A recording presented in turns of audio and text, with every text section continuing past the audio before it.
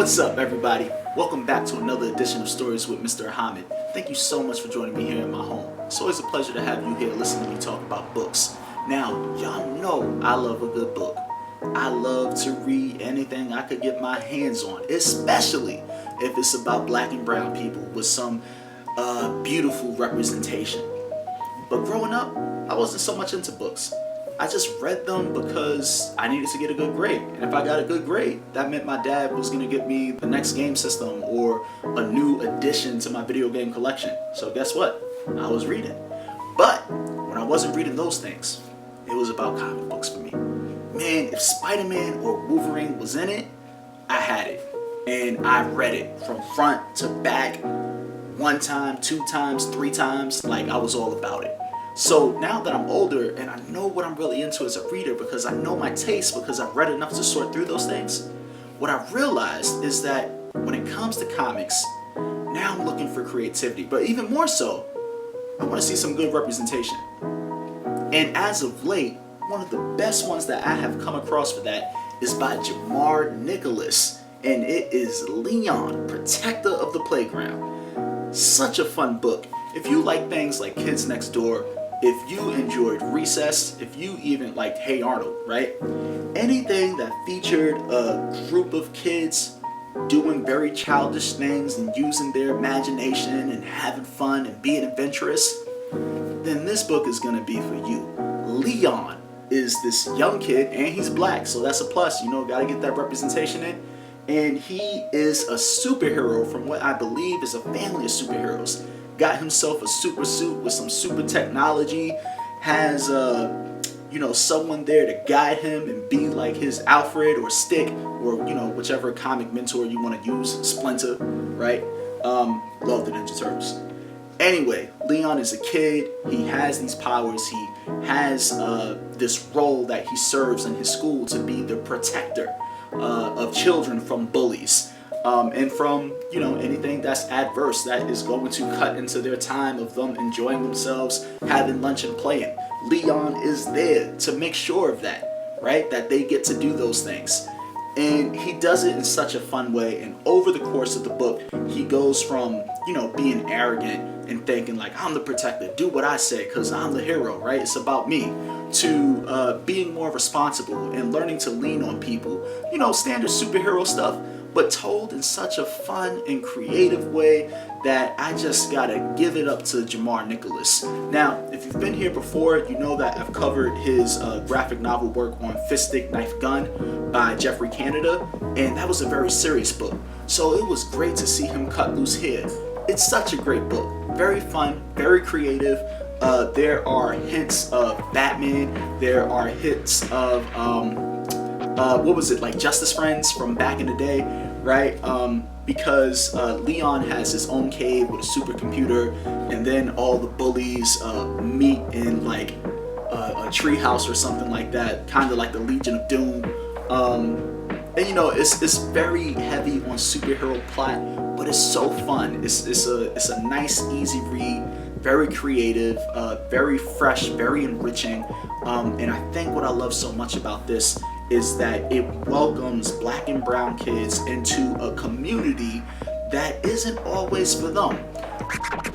And I just really want to have more representation in kid lit and middle grade graphic novels. You don't see a lot of persons of color who are the main characters in books like that. So Leon means a lot more to me than just another kid superhero book. I mean, other than Miles Morales and Static Shock, who doesn't have too many titles out, and like Cyborg, you would be hard pressed to find a comic book featuring a black and brown character.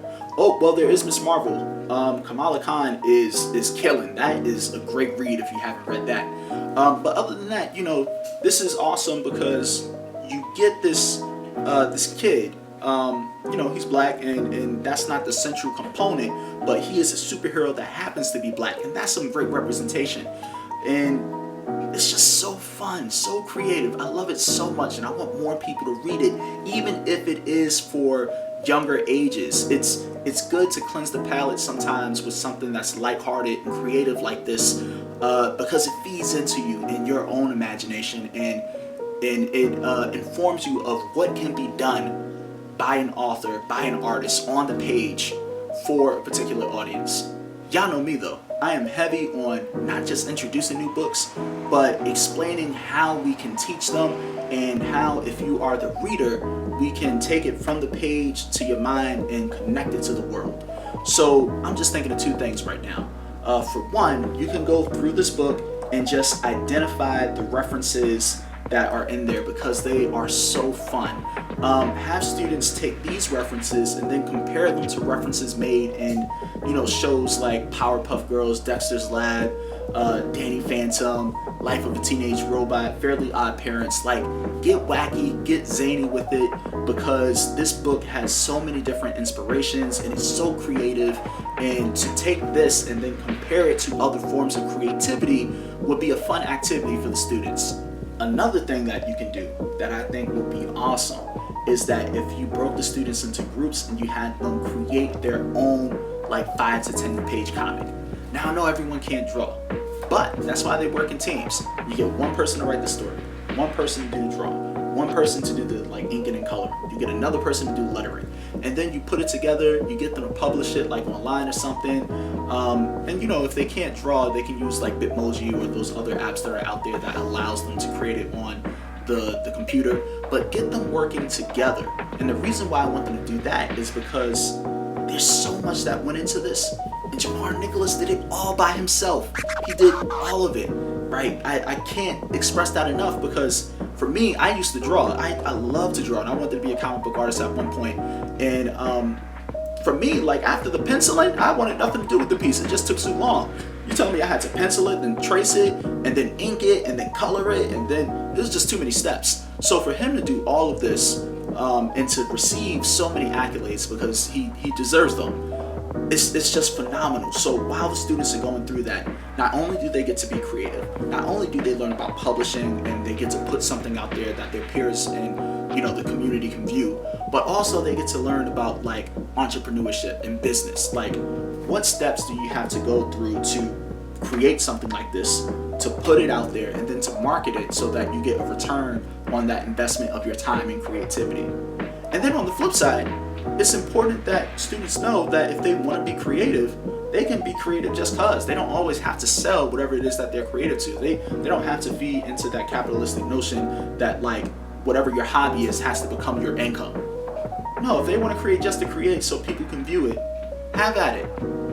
Invest in your students in that way, so that they know that there are different ways to express themselves and different options, so that they're not just banking on one thing in the future, or know about one skill set in terms of just doing one thing. Give them a variety, because that's awesome and it's fun. So with all that said, I can't praise this book enough. It's such a fun read. I would recommend it for all age groups, because while it is for younger readers, if you look at it in terms of dissecting it and what's needed to produce it and how the ideas came about, then that can be for an older age group as well. It's such a fun book. Give it a shot. Leon, the Protector of the Playground by Jamar Nicholas. Give it a read.